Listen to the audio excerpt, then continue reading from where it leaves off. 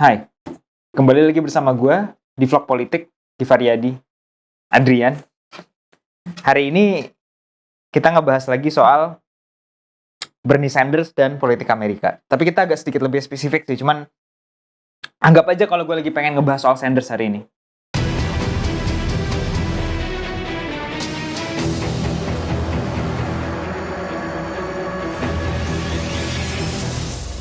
Oke, Sanders.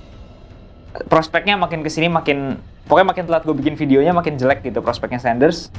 Kita tahu dia Super Tuesday nggak dapat suara yang sebesar seharusnya.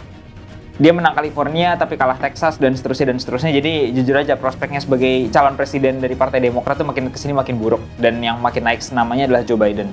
Walaupun prospek Joe Biden untuk menjadi presiden dari Partai Demokrat tergolong bagus, kita tahu bahwa secara demografi dukungan dia tuh justru berasal dari calon-calon yang nggak terlalu seksi-seksi masyarakat yang nggak terlalu berarti di pemilu skala besarnya gitu. Kita tahu bahwa Joe Biden memiliki masalah komunikasi politik. Kita tahu bahwa Joe Biden memiliki rekam jejak yang kurang begitu baik. Kita tahu bahwa Joe Biden orang yang memilih Joe Biden daripada Bernie Sanders cenderung umurnya lebih tua, dan kita nggak tahu bahwa apakah ini menjadi pemilih potensial apalagi ngelihat demografi Amerika yang sekarang. Intinya Joe Biden bukan calon presiden yang baik, dan mengingat ekonomi yang sejauh ini cukup bagus, ya jujur aja kans paling besar adalah Trump bakal menang lagi gitu, dan kita nggak bisa menyaksikan hal tersebut. Tapi sekian soal itu, kita mungkin bakal ngelihat kenapa Bernie kalah.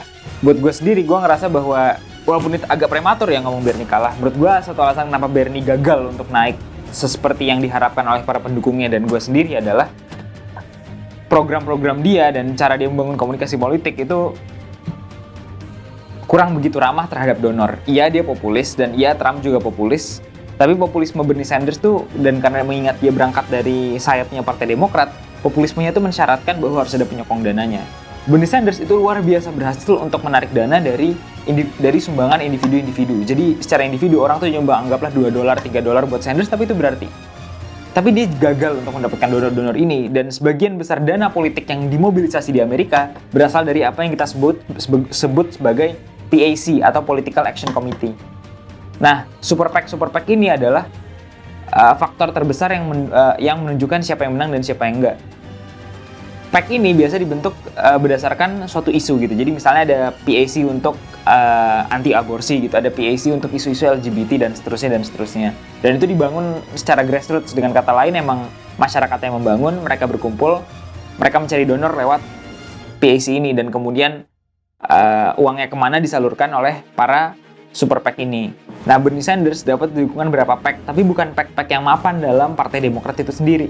Jadi yang mendukung dia misalnya anggaplah Justice Democrats atau apa, itu terbilang hal yang tergolong kecil gitu. Sementara dalam banyak kasus dia sengaja memprovokasi PAC yang emang udah bersifat mapan dan besar. Contohnya ketika dia menghina American Israeli Public Affairs Committee, AIPAC. Dan saya rasa emang Sanders nggak berhasil bangkit dari keterpurukan ini gitu, dari masalah dia dengan para donor. Tapi itu aja sih soal peran PAC dalam politik Amerika. Kita bakal ngomong hal lain di vlog politik berikutnya. Sekian dari gua, Givaryadi, out. Produced by Total Politik and powered by haluan.co.